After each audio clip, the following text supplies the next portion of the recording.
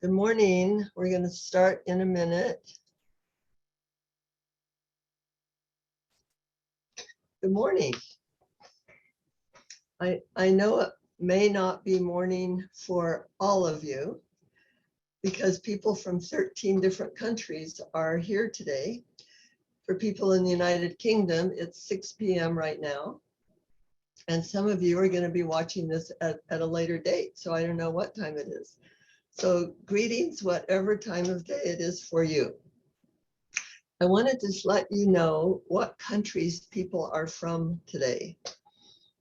And these are in alphabetical order: Afghanistan, Australia, Canada, France, India, Iraq, Ireland, Mexico, Norway, Romania, Switzerland, United Kingdom, and United States.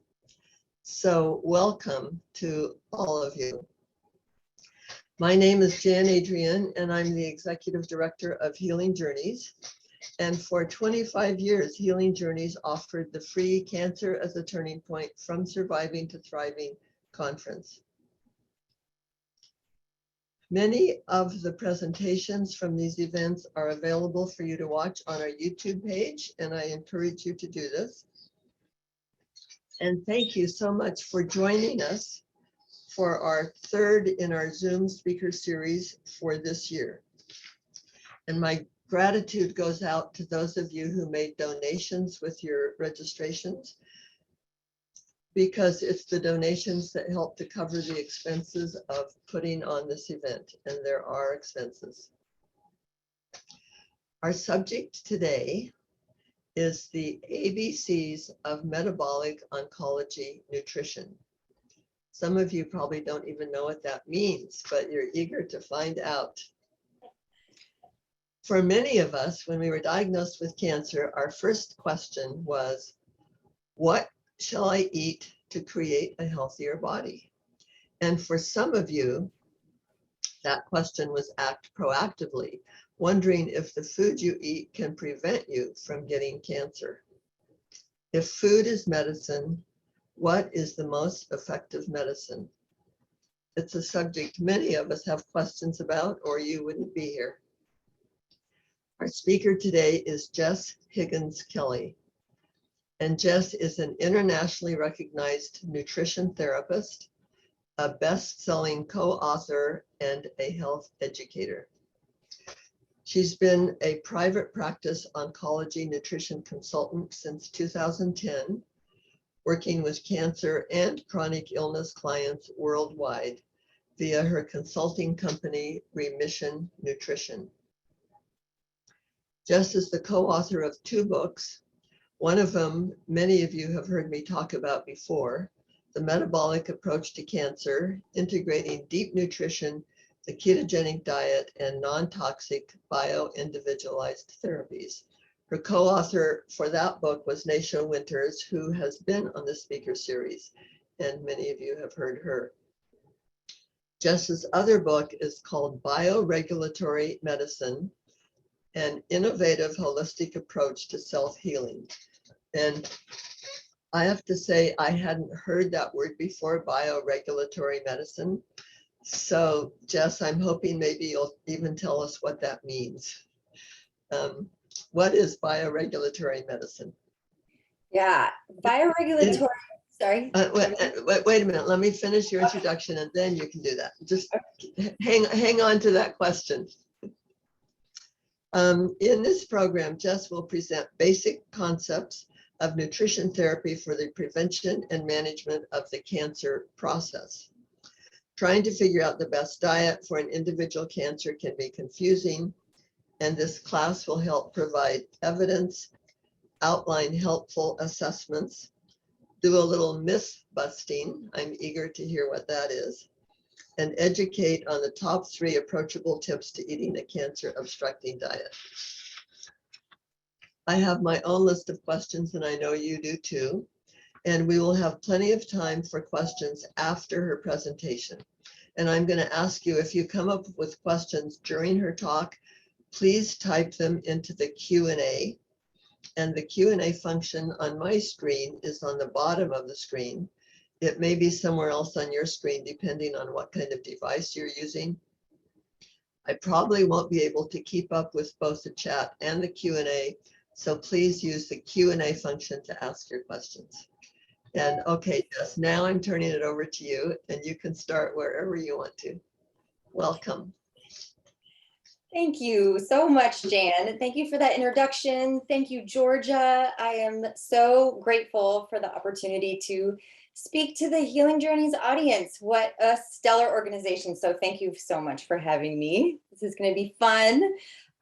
Quickly to your question about bioregulatory medicine.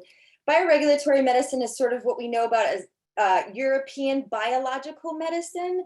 So that's usually looking at integrating various treatments that have been around for thousands of years. So hydrotherapy, Fibre therapy, different types of other non-toxic type of therapeutics. There's an element of dentistry, and I have to say, if you want to read the bioregulatory medicine book, when I was writing it, one of the most fascinating chapters to research was about the role oral health plays in health and disease, and the Chinese medicine correspondence of different teeth to meridian points. And so there's a lot to learn. You can skim through the chapters. The idea is sort of to have a bit of a primer. So there's different systems in bioregulatory medicine that also focus on drainage and detox and that type of thing. So European biological medicine is also what it's known as. So yeah, that's the other factor. Hopefully that helped clarify it, makes it a little more muddy maybe, but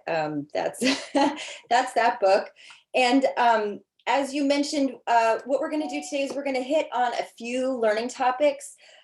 First, I'm going to talk about some of the established connections between diet, lifestyle, and cancer risk. Then we're going to talk about metabolic dietary therapies, various nutrients and how they can impact what are known as the hallmarks of cancer. I'm going to introduce a few ways to do some self-evaluations and assessments at home. We know in natural medicine that it can be expensive for people to have access to some of these integrative and complementary treatments like nutrition. So it's nice to have some empowerment over some things you can do at home. So I'd like to encourage everyone to grab a pencil and paper, pen. There's going to be some questions. We're going to make this a little interactive since it's a Saturday. And so thanks for being here. And then last, I'm going to share what I call sort of just my top 3 sort of buckshot approaches to integrating a cancer deflecting diet. So it's going to start off, just so everyone can prepare, just a little technical, and then we're going to get into some practical approaches. And then, as Jan mentioned, just that Q&A at the end. So before I get started, just a quick disclaimer. It's really important to know that oncology nutrition therapy is not intended to diagnose, treat, or cure cancer, or replace any regular allopathic or conventional care. Okay, so let's get started learning some basics. If we're ready to go here, I'm going to share my screen and pull up my PowerPoint, and I'm going to put my face away too. We're going to view this as a slideshow. And here we go. And I'm going to put myself away so I don't watch my talking head here. Let's see, stop video. Okay, so here we go. It's, let's see. Yeah, it's been estimated by the American Institute for Cancer Research and the World Cancer Research Fund that conservatively between 30 to 40% of all cancers could be prevented by diet, physical activity, and maintenance of appropriate body weight. And so another way to say this is that daily food and lifestyle habits are estimated to contribute to approximately 1/3 of preventable cancers. So that's about the same as smoking cigarettes. So as you can see, the factors that may affect cancer risk are all diet and lifestyle related here. And this is good news, actually, because this is something that we can exert a little bit of change over. Now, when we break down that diet bullet, what has been found in the research, more specifically to the dietary factors that may increase cancer risk, we have a few different items. Number one, which is consumption of excess calories, which can lead to obesity, so overeating. High glycemic diets, which is overeating sugar. You can see the pictures here. We've got just sugar and processed carbohydrates. Americans consume on average more than 5 times the daily sugar recommendations that have been put out by the American Heart Association, actually, for a number of years, and who recommend no more than around 35 grams of added sugar a day for adults and 18 grams a day for kids. And I will tell you that those numbers add up extremely quickly. One of the other diet-specific factors that has been found in the research to increase risk of cancer is going to be low fiber consumption. We're going to talk more about that in a few minutes. Poor omega-3 to 6 ratio, which leads to inflammation. Vitamin and mineral deficiencies, which can cause DNA damage. Consumption of commercially raised and processed meats. We'll talk about that at the end.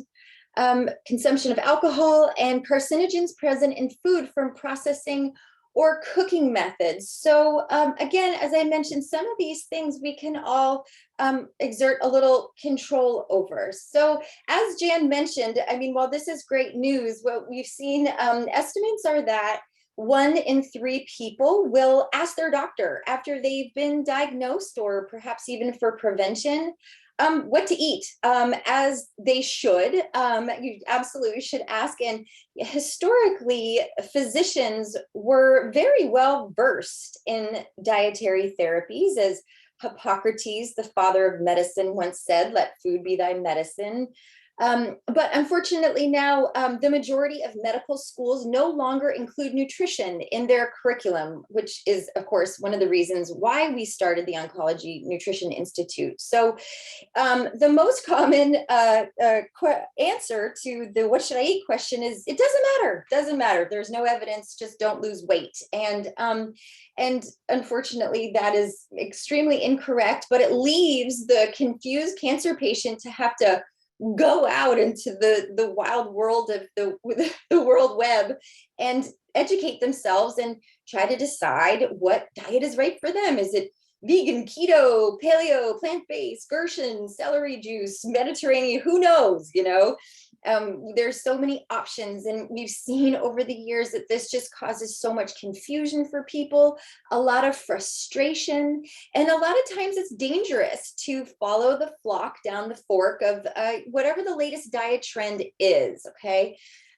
And this weight loss conversation, it happens all the time. This is, you know, a big concern. You know, when you sort of in your mind have the visualization of what a cancer patient may look like, it's, you know, someone who's emaciated, they're very skinny. And what that can look like is a process called cachexia. And that's sort of a muscle wasting process that's the body essentially digesting itself as a response to cancer cells' cues to get more energy. So there's a big difference between therapeutic weight loss and metabolic weight loss. And if this is of interest to you and you're not familiar with the work of Dr. Thomas Seyfried, who sort of dug up the treasure chest of the work of Dr. Otto Warburg, defining cancer as a metabolic disease, definitely look up to him. He's got a great book out there. It's a little technical, but you know, we have lab markers that we look at, and that's a big part of what we do. I'll talk about that a little bit more.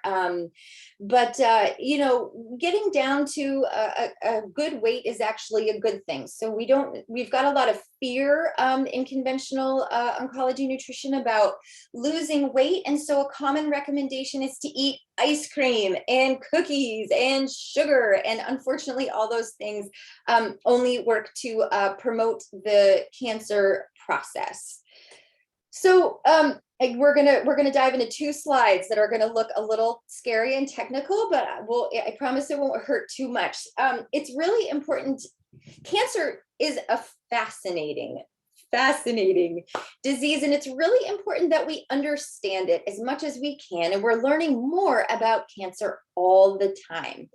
And I read somewhere at one point that cancer cells being described as narcissists. So they're essentially, cheater cells, and their success depends upon the failure of the systems that are designed to suppress and detect and police them. And so what these systems are, the accepted classification of these failure change are what's known as the 10 hallmarks of cancer. And you can see there's 10 little items around here in this circle. And so there's all sorts of different things that these cancer cells do in order to keep going and growing and multiplying and spreading.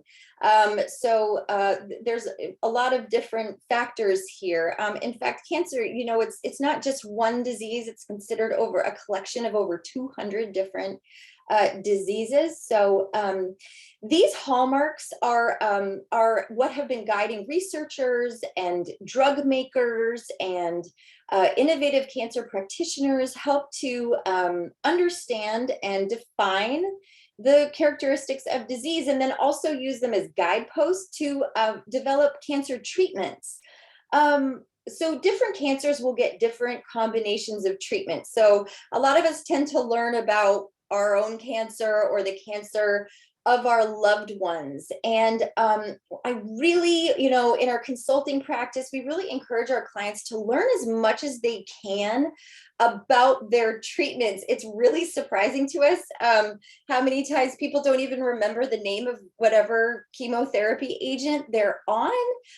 We definitely recommend, educating yourself. So I'll give you an example. I lost my dad to glioblastoma multiforme back in 2017, actually, right when I was writing the Metabolic Approach to Cancer. He died, and that's a really aggressive type of brain tumor. So I've sort of become a bit of a brain nerd. I love neurology, and but so for his particular process, he did a clinical trial for Keytruda, pembrolizumab, which is this, looking at some of these immunotherapies. He did Avastin, which is a VEGF inhibitor. VEGF, vascular endothelial growth factor. That's what is the how new blood vessels grow. He did 6 weeks of radiation, 2 surgeries, and this kind of cool Optune magnetic device. But anyway, the long story short is there's a lot to know about your different treatments and how they're acting in the body. And this is why, years ago, I used to have just a general family practice, nutrition consulting, and I had to do only oncology, because to do it safely, you really have to know a lot of these different treatments. So as you look through this list, I think what's really important, and when we start talking about sort of differentiating what we do is, so look, inhibitor.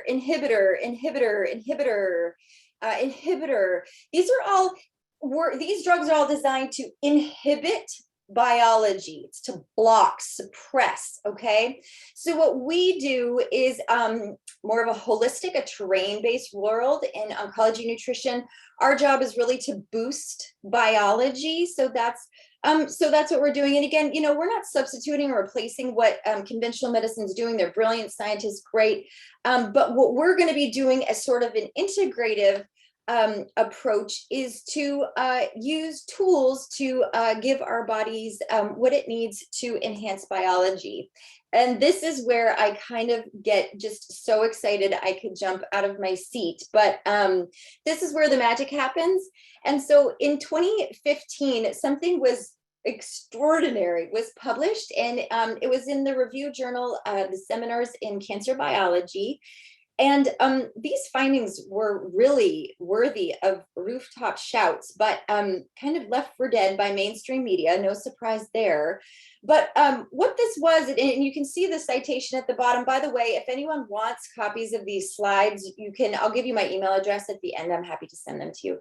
But this paper, if you really like to nerd out, read it. It's required reading in our program, but basically it was an international task force of over 180 scientists that explored the concepts of a low toxicity, broad spectrum therapeutic cancer approach that could do the same thing. It could target some of these hallmarks of cancer. And so this sort of provides a little bit of a foundation of, from research. A lot of our clients are like, you need to prove what you're telling me. But anyway, this paper describes the plants and foods that are non-toxic and complementary to existing therapies, and also cost effective. So it's really important to kind of hold on that last point. The cost of cancer treatment can put many people into bankruptcy. And so what we're looking for is to find a better way that maybe people can afford to add in and without breaking the bank. So we just a couple of examples of how just exciting and amazing this is. When we look at that hallmark genomic instability, which actually plays a critical role in cancer initiation and progression, the paper identified vitamin D, but also vitamin B, selenium, resveratrol, and cruciferous vegetables as having approaches against genomic instability. The fun does not stop there. For the hallmark tumor promoting inflammation, things like turmeric, grapes, green tea was considered, quote, low cost chemistry with little to no toxicity that could be consumed to address inflammation. I mean, this is just so exciting. So when we think about cancer metastasis, right, this is the ever feared hallmark of cancer. Researchers found that phytochemicals derived from fungi like Agaricus blazes and cordyceps, when combined with fatty acids like EPA, may have the potential to inhibit metastasis. So this is incredible. Last example, the hallmark deregulating cellular energetics.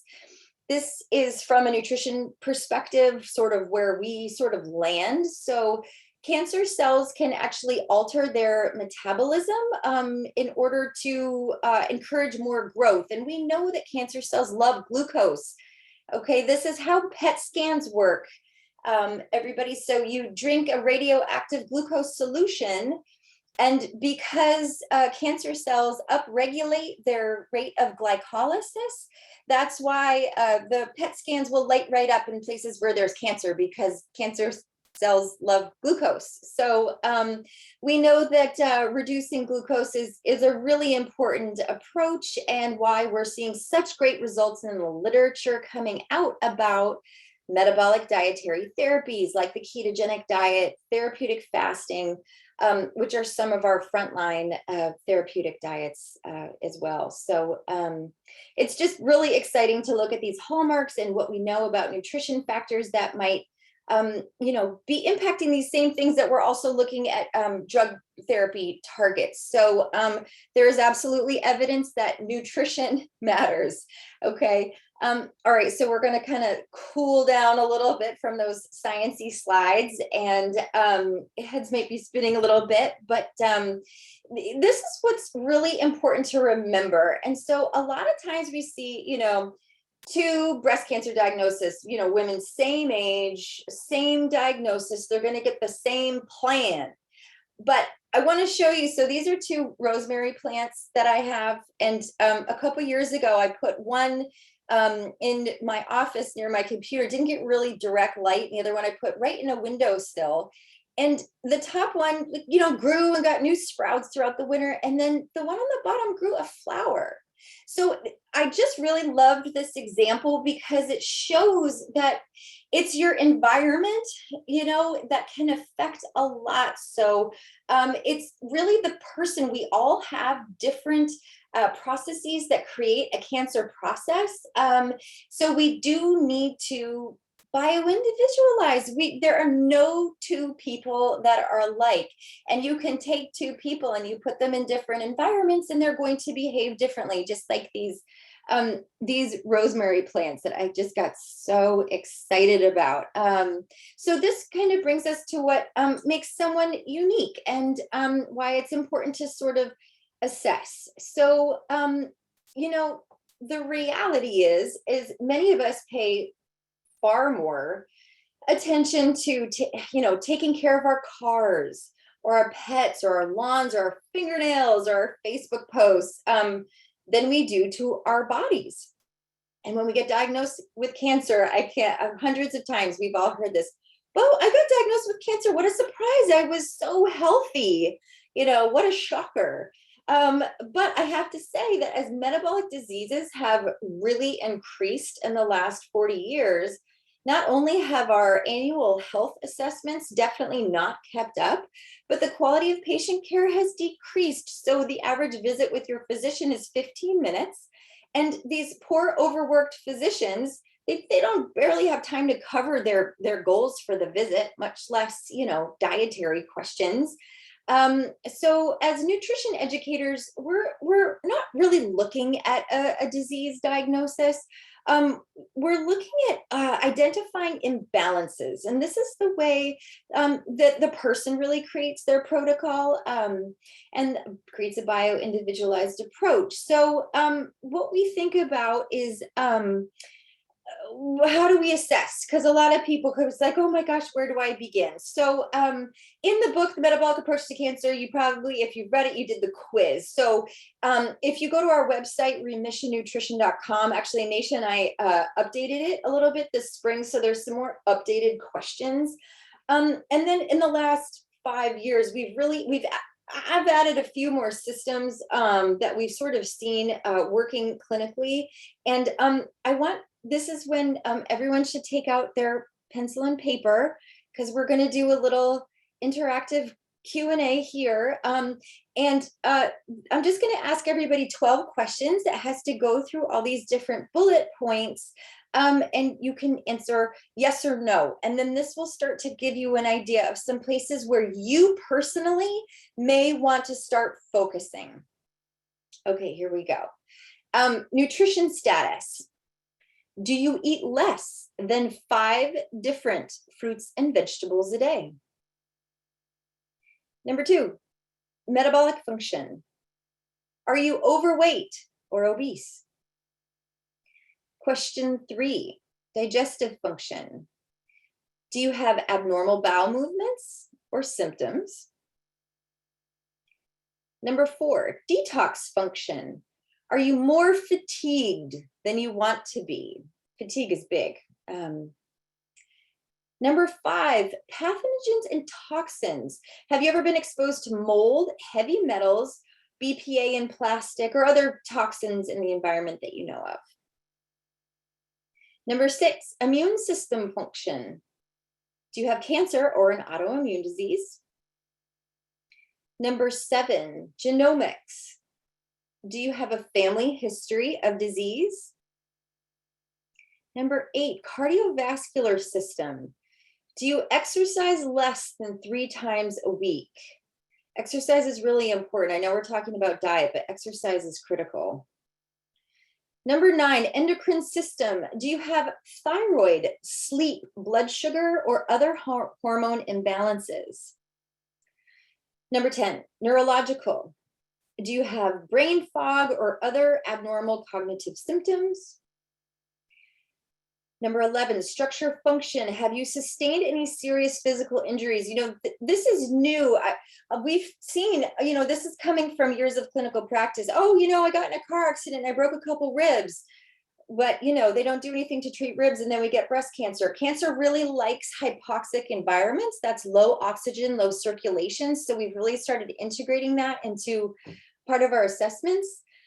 And then number 12, mental emotional. Are you sad, depressed, or stressed, which is pretty much everybody on the heels of what we've been going through the last couple of years. So those are our 12 questions. And please don't panic if you answered yes to every single one of those questions.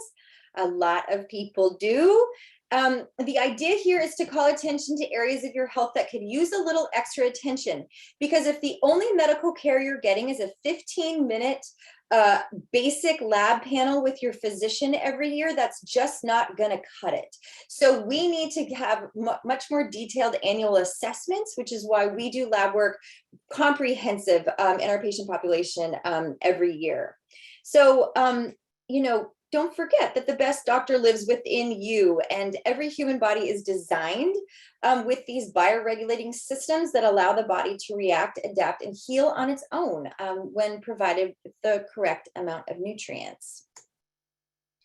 All right, so now we're going to get into the good stuff, sort of my top 3, just easier, basic.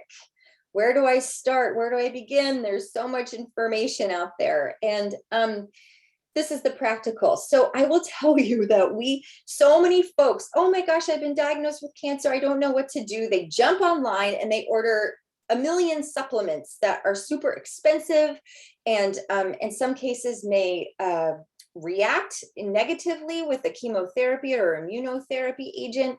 And we kind of overlook. So some really foundational, some really basic things. And the number one nutrient to start with that we see in so many people is hydration. So certainly folks who are going through any type of cancer treatment tends to get dehydrated, say if they've got diarrhea or vomiting or anything else that could deplete their water source. Water is the most important nutrient of all. We can only live without it for 3 days. Aside from oxygen, this is what keeps us alive. So it's really important that we get it. Our bodies are approximately 70% water.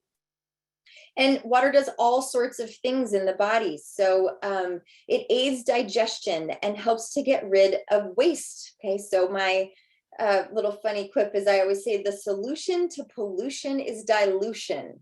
So imagine if your body's like a river and it doesn't have enough water to run through it. You're going to get these mud puddles and you're going to get buildup. So being hydrated is really important to help with detoxing your body and helping to move nutrients and oxygen throughout. Water also helps to lubricate your joints. So folks who, joint pain, that type of thing, the synovial fluid that's around your knees and your hips and your wrists, it's made up of water. Okay. So that's sort of one place to start if you've got sort of some chronic pain stuff. There's all sorts of things that water does, but I think one of the most important things is it's very important for the brain. And mild dehydration not only can impair energy levels, impair mood, but it can lead to major reductions in memory and brain performance. Now, I will tell you that we see this a lot in elderly populations. So thirst and hunger, by the way, are the same. So a lot of times if you feel hungry, you're really just thirsty. But a lot of folks, as they age, they lose. Yes, Jan, I see you drinking a sip of water. That makes me so happy. We lose our thirst sensation. And I've had some colleagues work in various nursing home settings and have heard, anecdotal reports. And we do have some in the literature that if someone is having some of these cognitive issues with, confusion and those type of things, we see some massive revitalization happening when we get these people hydrated. Okay, so it's important. So what's the guideline? We're looking at about half your body weight in ounces a day. Of course, more if you're doing intense exercise. If you're dehydrated, it can feel like a headache, especially that comes on later in the day. It can feel like muscle cramps when you're sleeping at night. It can feel like, again, that delirium or confusion. Your brain is 73% water. It can also make people tired, dizzy or lightheaded, again, hungry, and also regulates blood pressure. So folks with high blood pressure, electrolytes and water go really hand in hand. So it's important to make sure that you're hydrated. So let's look at the images here because there's healthy water and then there's toxic water. And, in the nutrition world, we get lots of just blanket statements like drink water or don't eat meat. And so we really have to get into the details. So on the left, we've got some filtered water. We recommend using either like a reverse osmosis or a Berkey filter.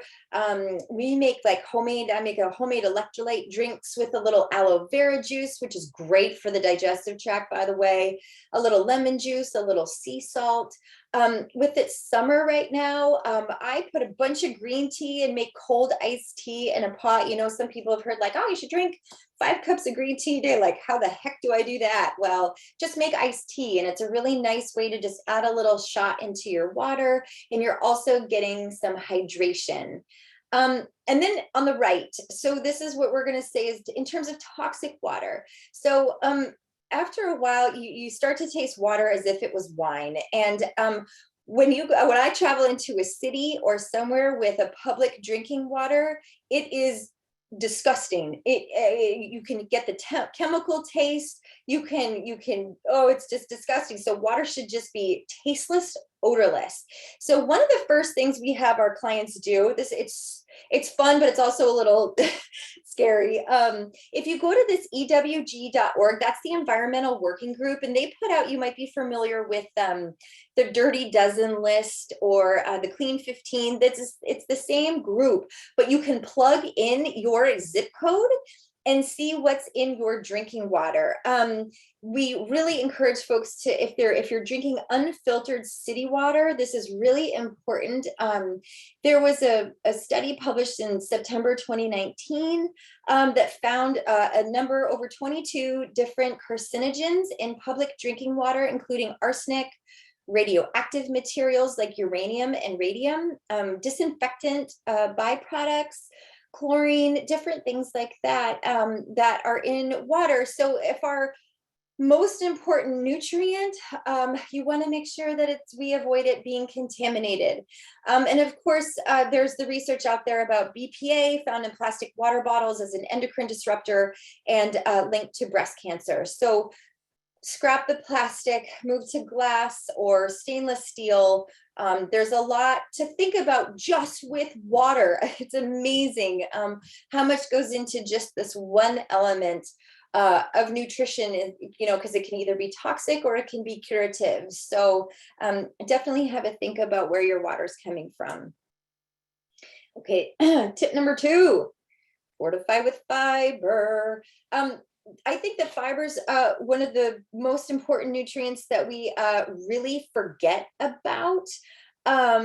Fiber, we hear a lot about fiber, but a lot of people don't really know what it is. Basically, it's a type of carbohydrate that the body can't digest. And there are several different types of fibers, like pectins found in apples, also beta glucans, which are soluble fibers that come from the cell walls of plants like mushrooms, like shiitake mushrooms. And beta glucans, there's some fun research out there, specifically in the cancer landscape, that it can help to activate immune cells and trigger a defense response against cancer. So fiber is huge. And there was a study in 2017 in the American Journal of Lifestyle Medicine that found that 95% of adults and children do not get enough fiber, and you'd be amazed. So I have on here, this is sort of the, accepted the 35 grams a day for adults. I say fiber 40. Let's, if you remember in the back of your head, 40 grams of fiber a day, it's a great aim to get. Now there are so many studies that have found that diets that are adequate in fiber have almost no evidence of colon cancer, constipation, diabetes, heart disease, or IBS. Okay. So let's look at these foods. So on the right, we'll start on the right this time. We have a slice of whole grain bread. And I'll tell you, there's a lot of deception in food labeling. And many people, when they say, oh, whole grain bread, they're trusting that they're getting some fiber. But if you look at the labels, which of course we encourage everyone to start doing, please start reading your labels and look at how much fiber, sugar, what are the ingredients? In fact, since we're making this a class today, homework for everyone is to, when we get off the line, go ahead and if you have a whole grain bread in your house and you think that you're getting fiber, just check the label, okay? Check the label and see how much fiber, knowing how much you need to get. Many of these products contain little fiber, like 4 grams. A lot of whole grain breads also have sugar or high fructose corn syrup or soybean oil or other toxic synthetic ingredients. I'll tell you, even the Ezekiel sprouted grain bread, oh, it's healthy, it's expensive. It only has 3 grams of fiber in a slice. Okay, so definitely don't get fooled by labeling for whole grain. Okay, that's not the best source of fiber. Now on the left is an artichoke. And I like to talk about artichokes because a lot of people don't. Maybe you guys in California, because you're the artichoke producing capital. But if right now artichokes are in season, and it's one of my favorite sources of fiber. You'd be amazed if you read more about just artichokes and how anti-cancer that they are. If you've never cooked one, you put it in the steamer and it takes a little while. It takes like 30 minutes. You steam it up and then the leaves get so soft that you pull them right off the stem. And then so what you get is what you see in that picture is just a little leaf, and you kind of slide the fiber off with your teeth. And I make like a meat sauce and use these as a little dipper. It's really good, or meatballs or something, and use it as a little bit of a dip. They're so fun. And also, if you eat them, I do cut them in half, and I cook a lot of them at once. And they're also really good if you put them in the fridge and reheat them. It's not like broccoli that you take it out the next day and you're like, eh. They definitely maintain goodness. Just knowing that also you can buy artichoke hearts in a can or a jar, and a can of artichoke hearts has more fiber than a slice of that Ezekiel bread. So that's kind of the key point. So even if you just, you're like, I'm not going to cook artichokes, just grab a can of artichokes next time you're at the grocery store, and you'd be amazed that there's a quick saute in the pan with some garlic, lemon.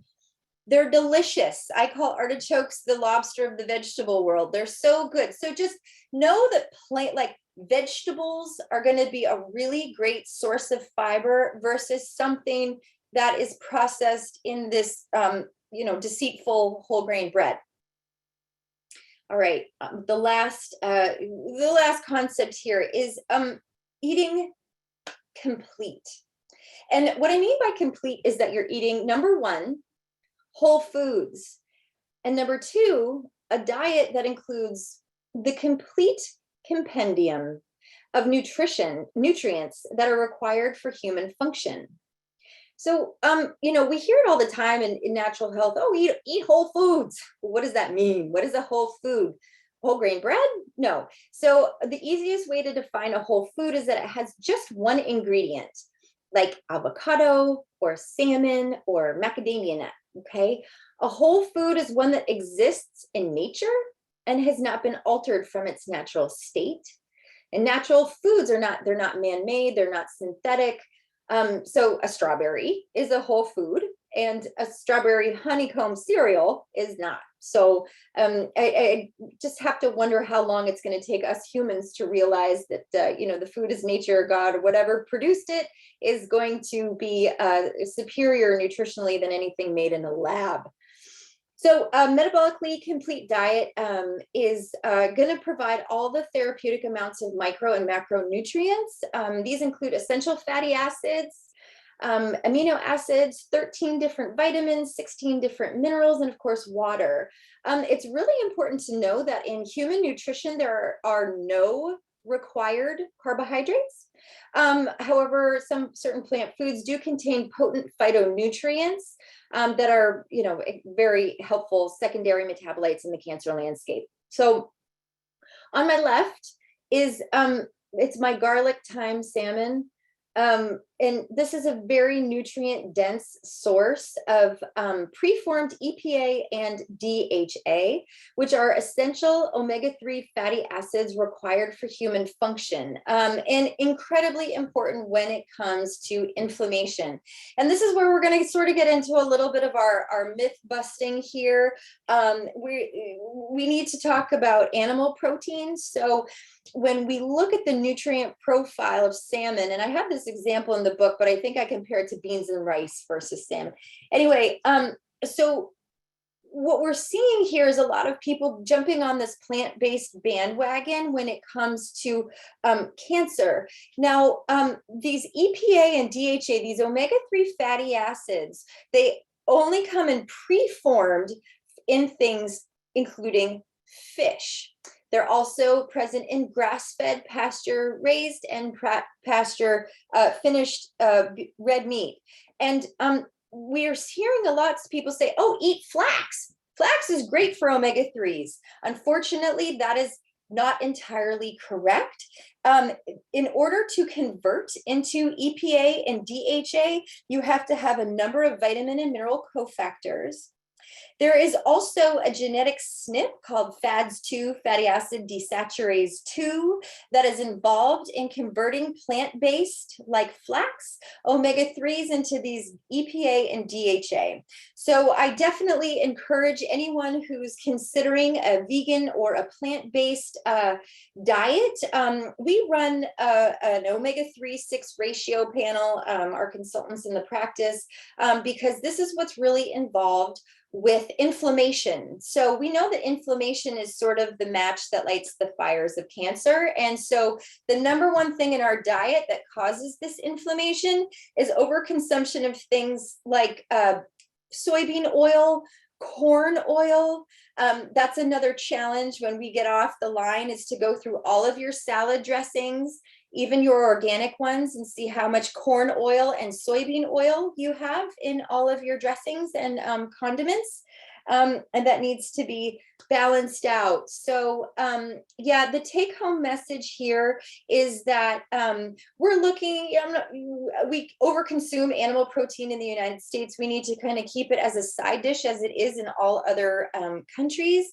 And quality is also incredibly important. So where we've seen in the research, meat's bad. Well, certainly it is. There's a big difference between the nutrient profile on a feedlot cow versus a pastured cow, or farmed fish, which we're dealing with farmed fish trying to come here to the coast of Maine, versus what we see in wild caught fish. So quality matters when we're looking at food. So the veggie burger on the right, it's similar to that whole grain bread. It comes in a package.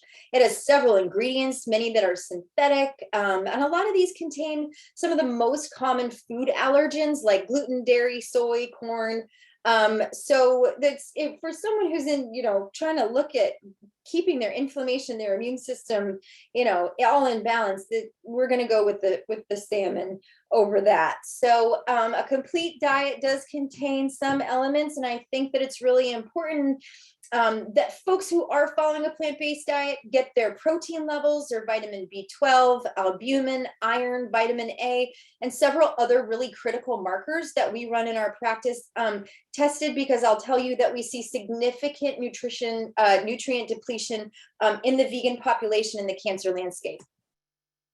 Okay, so if you want to kind of, when we work people through programs, we kind of like to offer sort of challenges. And I think that one of the greatest places to start, we do this with our students, with our clients, is to just sort of know thyself. So call awareness to what you're doing, what you're eating. So maybe do a food and mood journal for 3 days, do it by hand, or people like Chronometer or MyFitnessPal or some of these things, because we think, oh yes, this is good, but until you start seeing it broken down, how many calories, how many fats, how many proteins, fiber, sugar, it really helps to call awareness. And I love this activity with our students, because they're like, oh my goodness, I had no idea that things added up so quick. And then take the quiz up from on the Remission Nutrition website, and so you can kind of start. You're going to learn a lot about yourself in a pretty short amount of time. So if you want to take this the next step further, this is how you can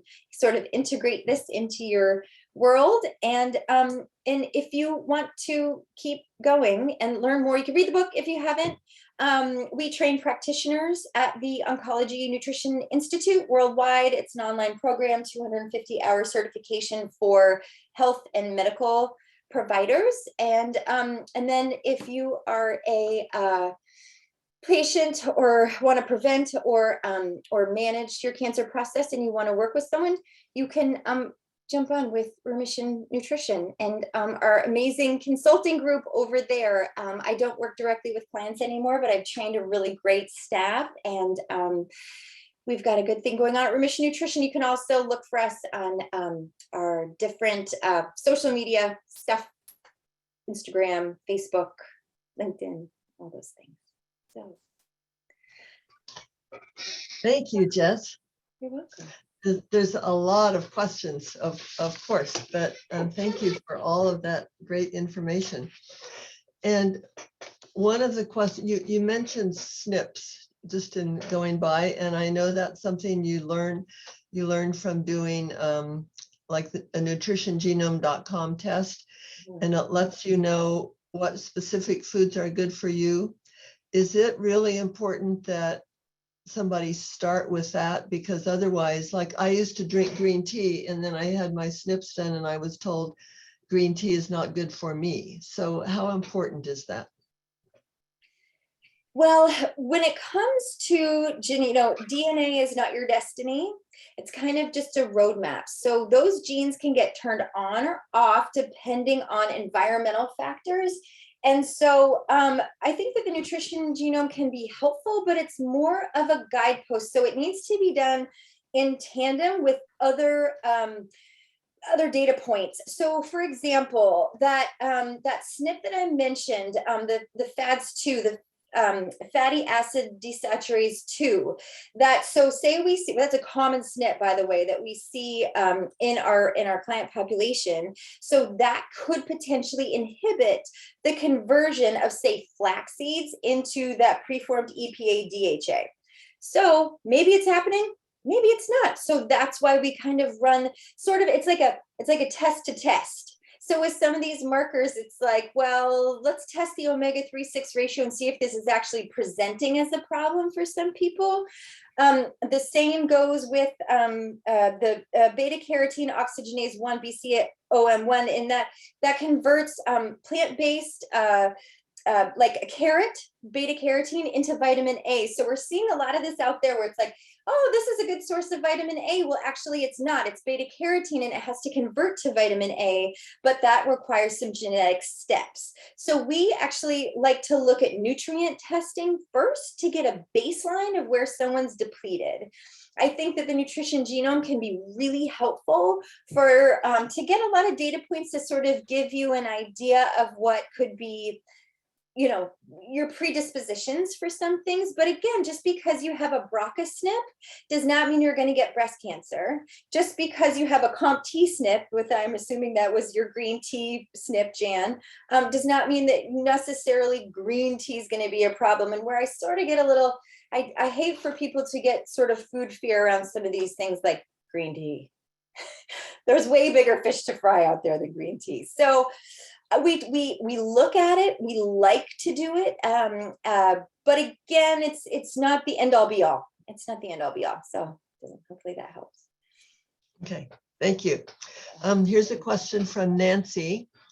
She says, my integrative medicine doctor tells me to stay away from all fruit because it has sugar and stay strictly on vegetables only. She has told me I have an inflamed immune system. I carefully check on everything I eat and the grams of sugar. Is this sound advice?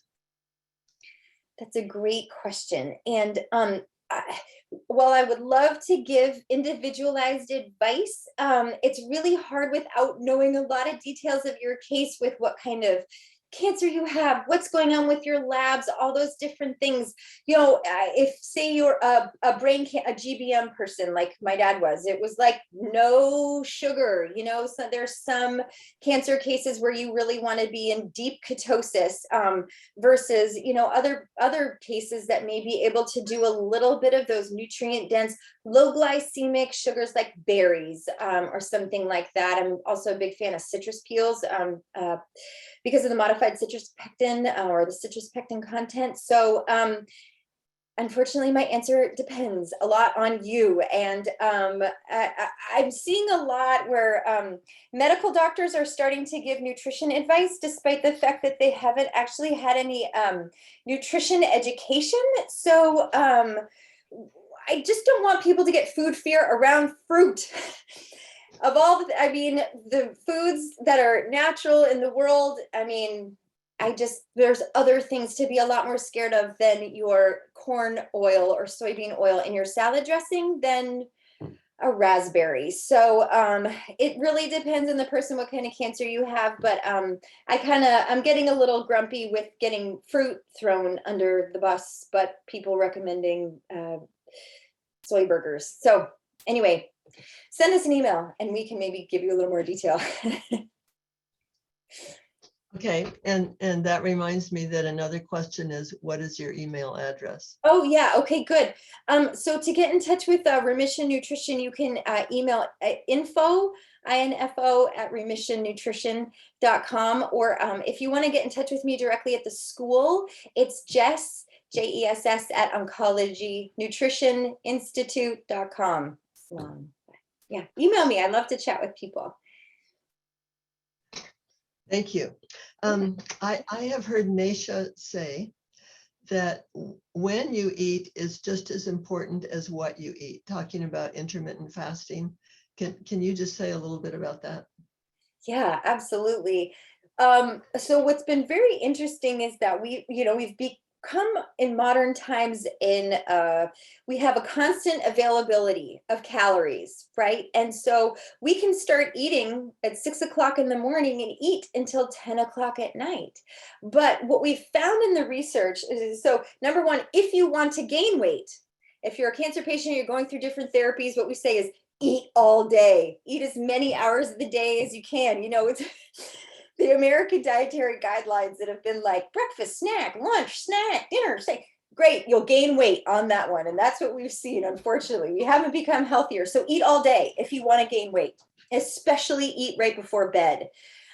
Now, if you want to lose weight, the best way to do that, well, one strategy I should say is to limit the windows of time that you're eating. So potentially, I like to start as a base camp of eating during daylight hours.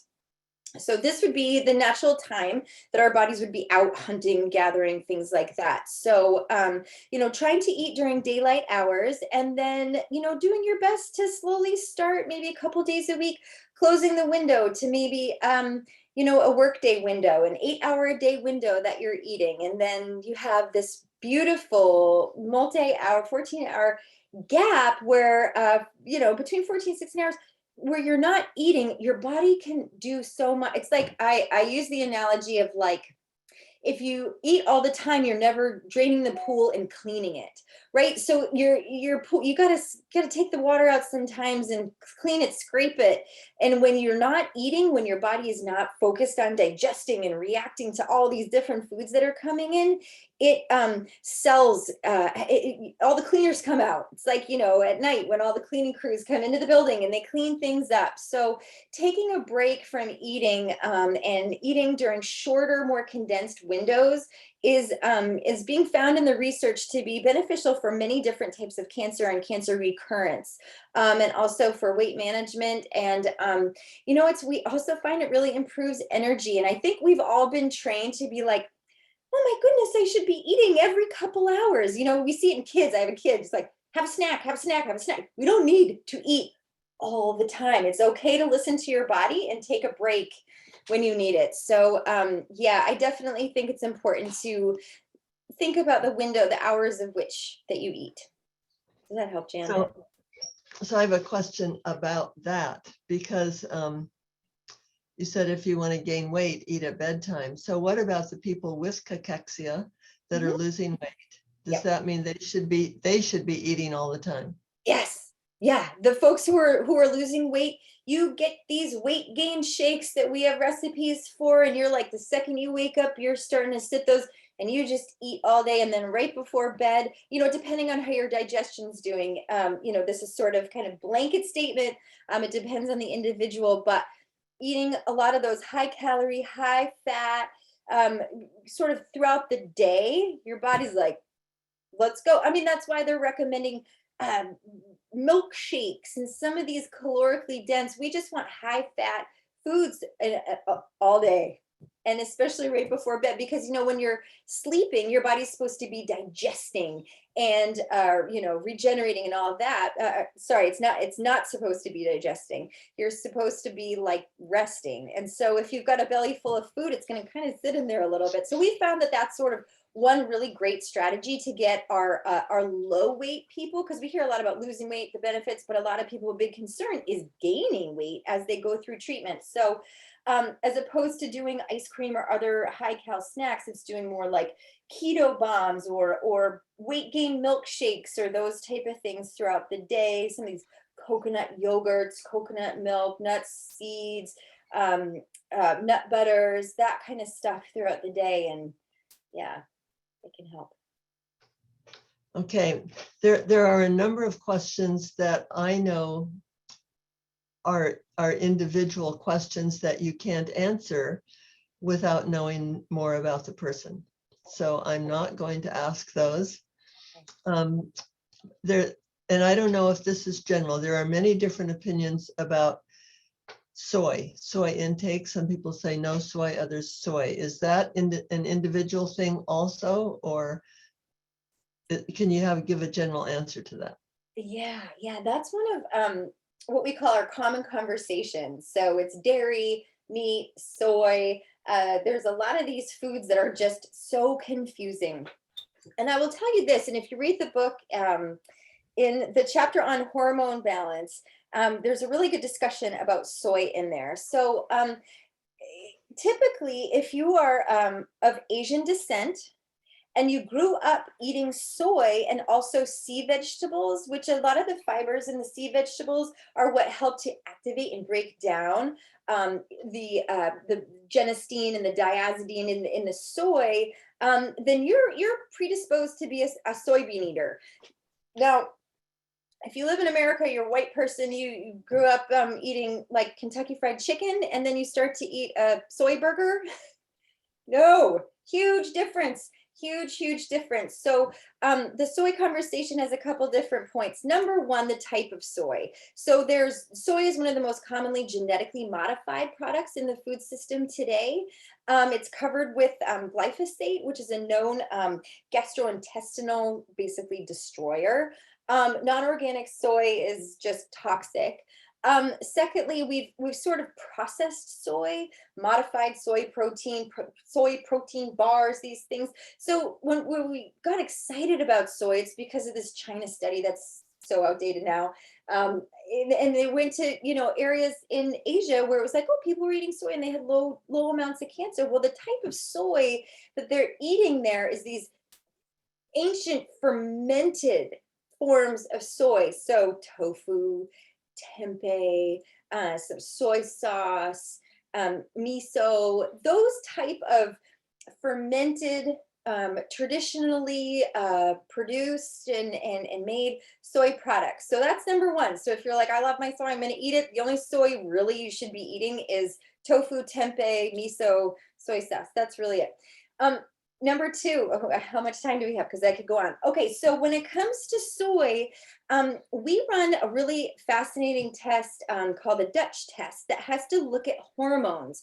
So when we can see how much of the good estrogens or bad estrogens you're producing and what kind of difference, and if you are eating soy, how is that getting metabolized? Is your body, there's a couple genetic SNPs like CYP1B1 that can impact how your body metabolizes soy. What we love about soy, when we break it down, is that genistein and the diazidine. Okay, so those those require probiotics in your gastrointestinal tract in order to actually become alive, right? So there's all these different metabolic processes that happen. So if you don't have those different probiotics, some of those different fibers to activate them, there's no evidence that you're going to actually be getting the powerful benefits of soy. Now, what we're seeing in the research is like, soy is great because they've isolated like the EGC, or sorry, not the EGCG, but some of these different isolates, and then give it to people in supplement form. So the research gets a little confusing because we're not looking at a whole food, we're looking at sort of an isolated compound from the soy, and then seeing how it works in a really clinical format. So it really, so, all right, so circling back, soy depends on your ancestry. It depends on your hormone, your detoxification status. It depends on the function of your microbiome. And it depends on the source. So there's a lot of individualized stuff that goes into when we're looking if soy's right or not for someone. And if they've got estrogen levels that are through the roof, then probably not. There's other phytoestrogens out there that we like red clover or different things like that, that may not convey the same potential dangers that soy does. It's pretty powerful. I actually, if you go on the school site for LinkedIn, there's this really interesting paper about genetic modification of soybeans to change the fatty acid profile of them to increase different levels of fatty acids. And it's just really interesting. What we have to be careful with, so it's very processed. So, all right. Okay. Long answer. Thank you. There are many other questions, and we're running out of time.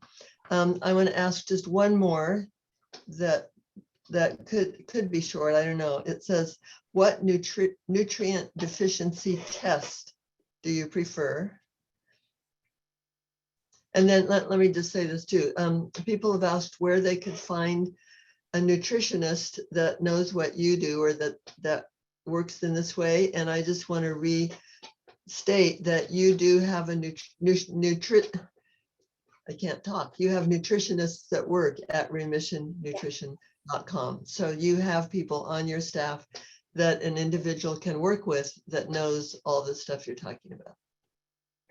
Right. So we have graduates from the Oncology Nutrition Institute that are seeing clients at Remission Nutrition. And if you want to find someone, if you go to oncologynutritioninstitute.com and you click find a grad, there's a whole list of all of our graduates that have graduated from the program, and we're in several different countries. So if you're looking for someone in your country, you may find someone there.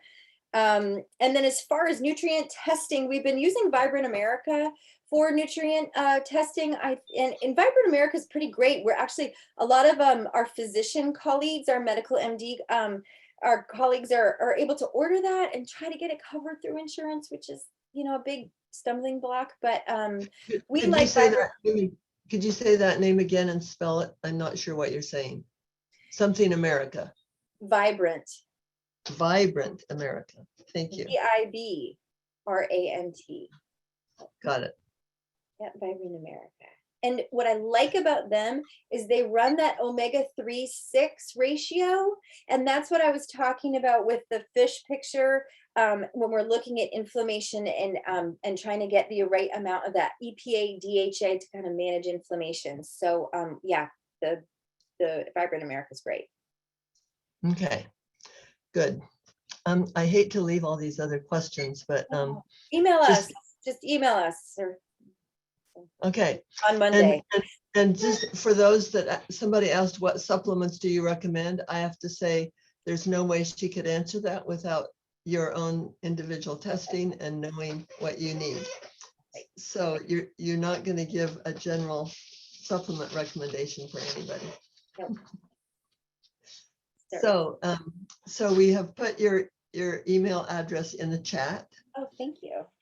Yeah, so you may get a lot of questions, and thank you so much. The more I learn, the more I want to know, and I personally have other questions too. So we're over time, and I'm not going to continue any longer. But thank you, and I just want our audience to know. Again, thank you very much for being with us today. And again, thank you for those of you who made donations, who are able to make donations, because that's the only source of income we have to do these webinars. And our next webinar will be September 10th, and our speaker will be Kelly Ann Turner, the author of Radical Remission and Radical Hope. And I know many of you have read her books and are eager to know what she has learned since she wrote the books. So she will be with us on September 10th. And again, thank you for being with us today, and we look forward to seeing you in a few months. Thank you again, Jess. It's been great. Appreciate you. Thank you, Dan. Likewise. I'm glad we connected. I appreciate you having me. Yeah, thanks. Okay, bye everybody.